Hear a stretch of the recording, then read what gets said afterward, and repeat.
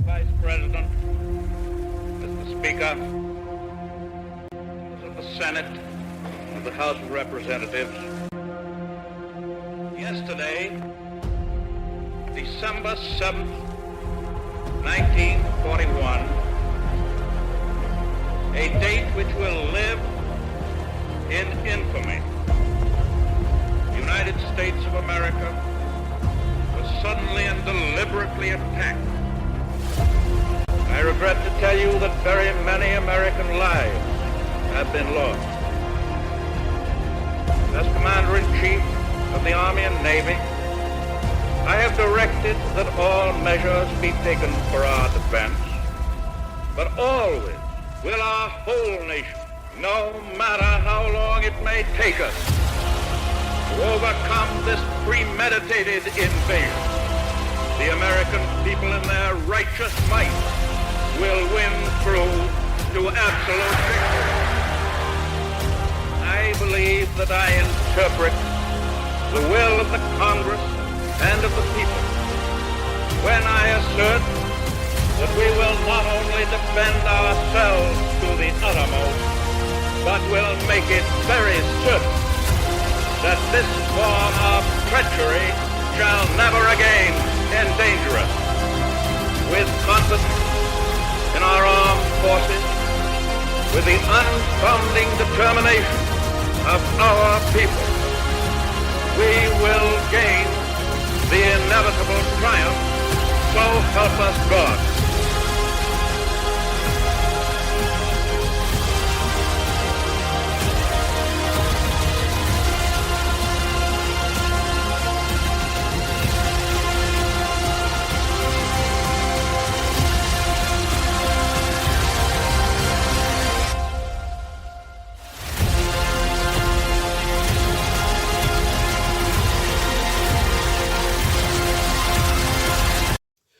Revelation 13 speaks of two beasts. The first beast mentioned there is a beast that comes up out of the sea.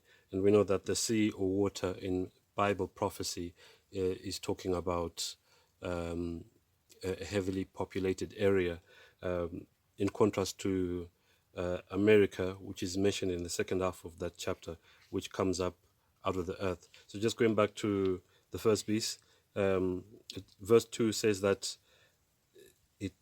the beast which I saw was like unto a leopard, and his feet were as the feet of a bear, and his mouth as the mouth of a lion, and the dragon gave him his power and his seat and great authority. So we know that's talking about the papacy, because there were four major kingdoms that God was concerned with, because those kingdoms actually conquered the nation of Israel. So the first one was Babylon. After that was Media and Persia, or also referred to as Medo-Persia. It was like two nations in one. And then after that we had the Greeks that conquered most of that area in the Middle East and Palestine. And then the empire that came up after Greece was Rome, but we know that Rome then changed to Papal Rome. So this is like an amalgamated beast, but it's just letting us know that the papacy took on the characteristics of the three previous empires. And in verse 3 it says that, and I saw one of his heads as it were wounded to death, and his deadly wound was healed. So this is talking about when the Pope was arrested in 1798, when Napoleon Bonaparte sent his general Berthier to arrest the Pope. But it does end by saying, and all the world, and his deadly wound was healed, and all the world wondered after the beast. So I won't read the rest of that first half of that chapter, which is referring to the first beast. I'll just jump to verse 11, which is talking about the rise of America. And it says, and I beheld another beast coming up out of the earth. So if the sea or water represents peoples, nations, and tongues, the earth would be the opposite. It's a sparsely populated area. And just to clarify, America had millions of native peoples, commonly referred to as Red Indians. There were many of them, but I mean, compared to Europe, which is where the papacy came up, it was not as heavily populated. So he says, goes on to say, and he had two horns like a lamb. Yeah. So this beast, the second beast, which we believe to be America, had two horns like a lamb. So please note, it does not say it was a lamb-like beast. He said it had two horns like a lamb. Um, Many times it's been said that America is a lamb-like beast. This verse doesn't say that, and then says, "And he spake as a dragon." Many have questioned when America started to speak as a dragon. I would say pretty much as soon as America was founded as a nation, it began to speak as a dragon, because America signed many treaties with the Red Indians, but reneged on those agreements. And obviously, when uh, the natives were fighting the Europeans who were colonizing America, many of them were slaughtered. And obviously, we shouldn't forget the issue of slavery as well. America was heavily involved in the slave trade and the keeping of slaves, who were obviously made to work very hard without any pay. Verse 12 says, "And he exercises all the power of the first beast before him." The first beast, remember, is the papacy. "And causes the earth and them that dwell therein to worship the first beast whose deadly wound was healed. And he doeth great wonders, so that he maketh fire come down from heaven on the earth in the sight of men." Some have said that verse 13, which I've just read, is referring to 9/11, when the planes went into the Twin Towers, whereby they then exploded into flames. I mean, that's debatable. But anyway, it says, "America does great wonders."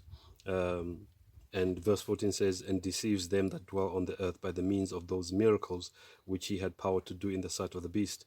So, yes, so when it talks of miracles, America performing miracles, is basically it's deception.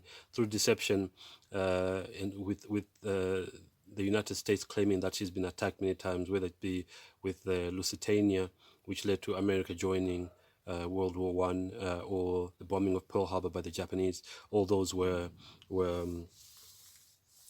incidents which were planned to get America to join those two wars. For instance, with the Japanese attacking Pearl Harbor, the Americans basically provoked Japan into attacking them, because they put Japan on an oil embargo. And in fact, they had moved the ships which were bombed at Pearl Harbor were not the best ships that the Americans had. They'd moved those ships to Hawaii, knowing that they would basically provoke the Japanese into attacking them. And of course, they had radar as well, so they knew the Japanese were coming.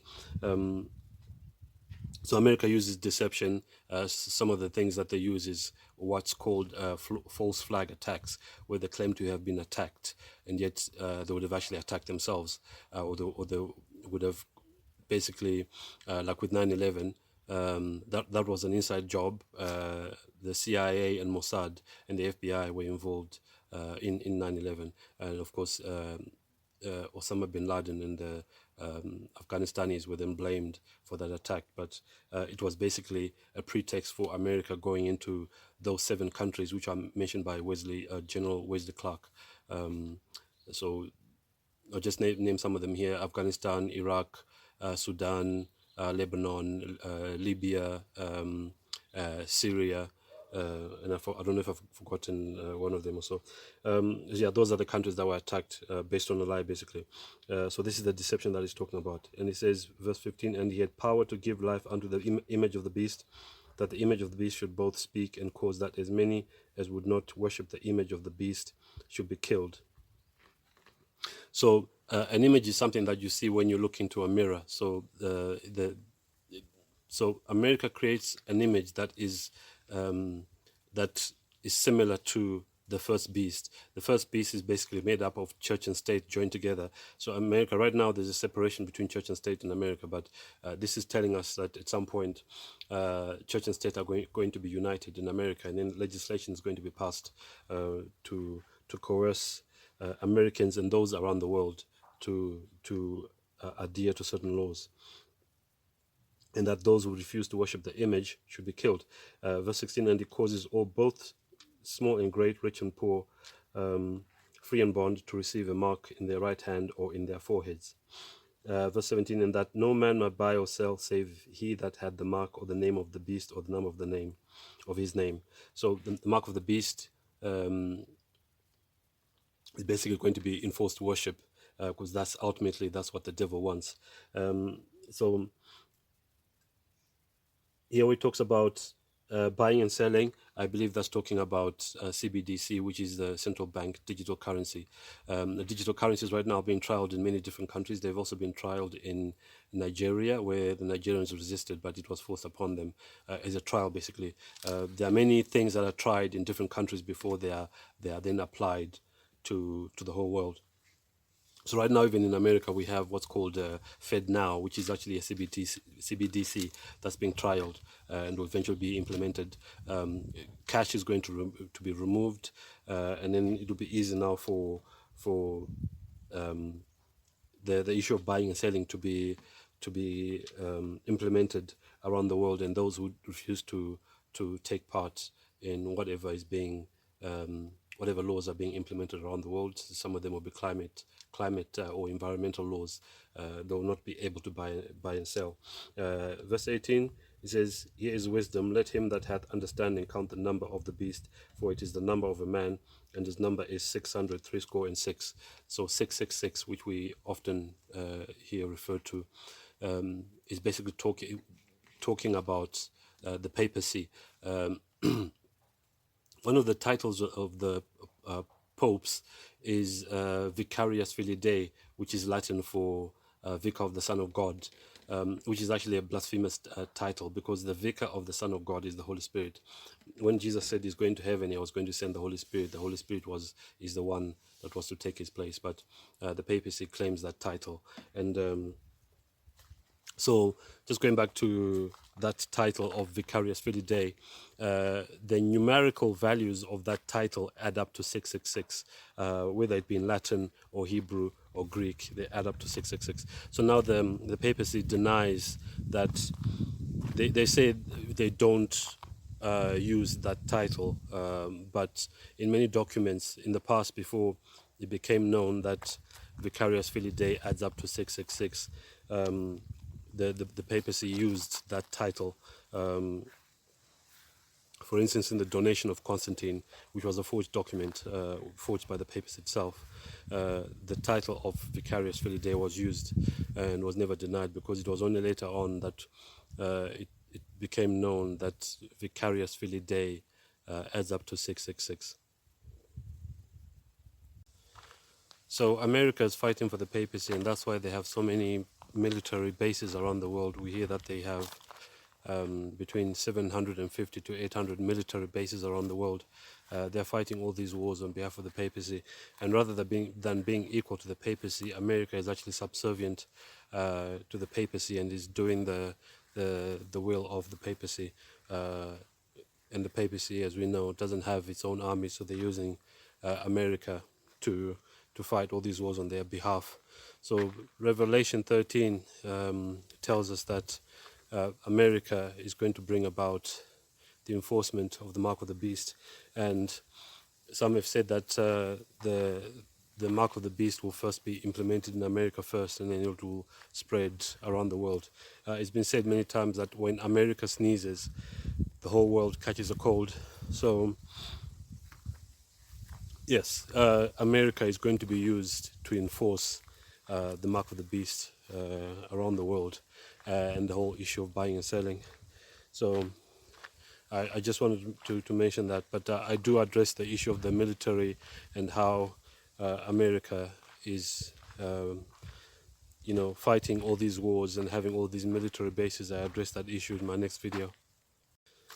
Yeah, there was a point when the Vatican and the United States didn't get along very well, and even the Catholic Church stated that the Constitution, the American Constitution, was a satanic document, and diplomatic ties between the U.S. and the Vatican were cut off after the assassination of Abraham Lincoln, because it was known that the Vatican or the Catholic Church was involved in Lincoln's assassination. But those diplomatic ties were reestablished in the 1980s when Ronald Reagan was president. So those two kingdoms, as described in Revelation 13, get along very well right now.